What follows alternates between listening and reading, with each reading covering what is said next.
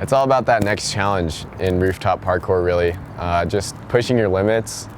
It's really, you just gotta ask yourself that question, how far can I go? How far can I push my mental and emotional barriers? And that's really what rooftop parkour is all about. That's like the why behind all the daring, all the danger, you know? It's just about pushing our limits.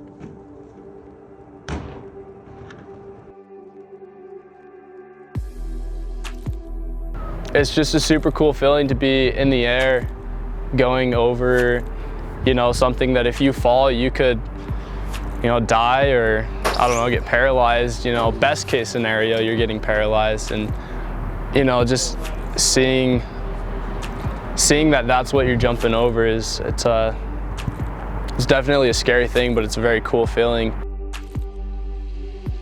We get a lot of pushback on social media from what we post. We get a lot of comments like, oh, you're crazy, you're gonna kill yourself. The reality is, we're not just these daredevil guys throwing ourselves from buildings. There's so much more to it than that. And that's what we made this video for, because we wanna show that. We wanna show people what it's really about. We wanna show people what really goes on in our heads and what really goes on when we're up there on the roofs. It's really a challenging thing that we put a lot of time into. What people don't see is the months and years of preparation that we do on the ground. We train so hard on the ground. You're not gonna do a move over a roof gap with a death drop until you can hit it every single time on the ground. Like, there's no way, that just doesn't make sense.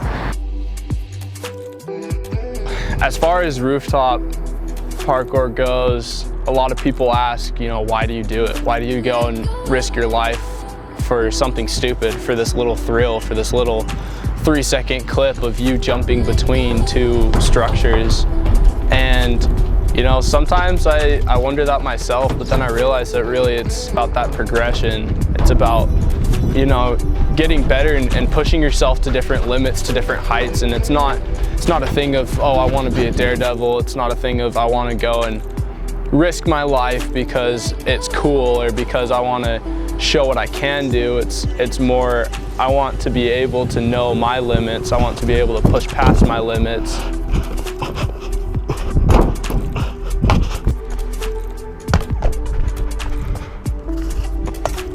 Convention Center was a really fun experience. It was something that was definitely new for me. My background, I come from more of a free running tricking background, but kind of as I've trained with Peter, he's changed me, and he told me about this roof gap, and at first I was very nervous and kind of shaking. I didn't know, you know, what to think about it because I had never done anything up to that point like that. And he told me it was on top of the convention center, and just kind of like, as he said that, I was like, oh shoot, like this is gonna be a little bit scary. So I went to check out a stairwell and ended up walking out right on this dude who was standing there, and he kind of just turned like right at me. And this guy looked right at him, and we were a little sketched out because we're like, okay, this guy knows we're here. He knows that we're probably not supposed to be here. So we were just like, okay, let's still try and get on the roof, get the shot. So I slammed the door, run over to Peter, we go hide for a sec, and then came back out. Things were all right, so we decided to do the climb. So you have to push yourself up between these two exit signs and then slowly reach up and grab onto the stairs and then pull yourself up onto the stairwell, and then you're on the roof.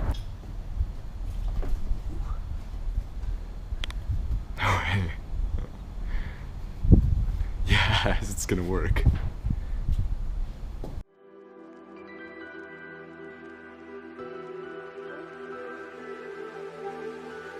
As soon as we got on, realize that he had come out on the patio, so just kind of waited it out.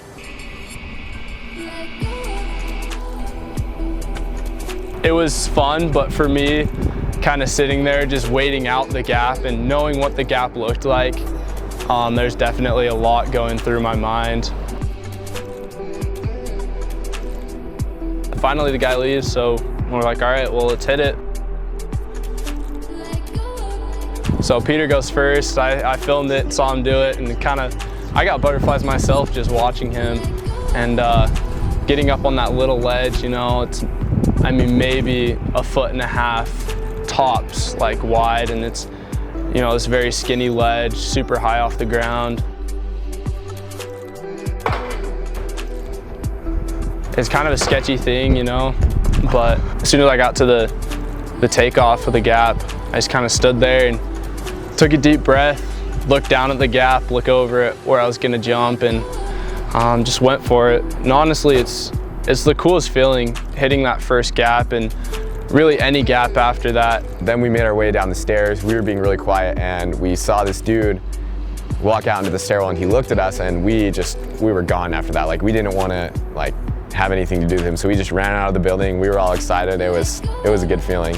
Oh, it feels great. That was actually my first roof gap, so it's always good to progress a little bit.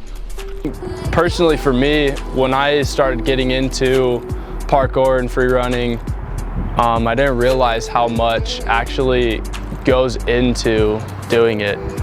I mean, just that one day at the convention center, we were there for a 2-second clip. That was it. That's all we really got out of it. You know, 2 seconds each. It's only 4 seconds worth of, I mean, we were out looking, trying to get there for probably an hour in total, just walking around, trying to figure out what we were doing. We tried a couple different rooftops and just none of them worked. And so it was, you know, there's a lot of factors that weigh into it, and there's a lot of things that can go wrong. There's a lot of things that you have to kind of weigh and figure out.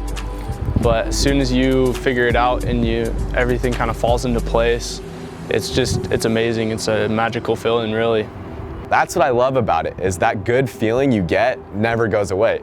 That's why I keep doing it, because it's so fulfilling. It teaches me so many lessons about overcoming stress, overcoming challenges, facing reality, and it pays off. When you find a gap that is perfect and you do it, after all that time of trying and failing, you finally get the one, and it feels so good. And that's what I love about rooftop parkour.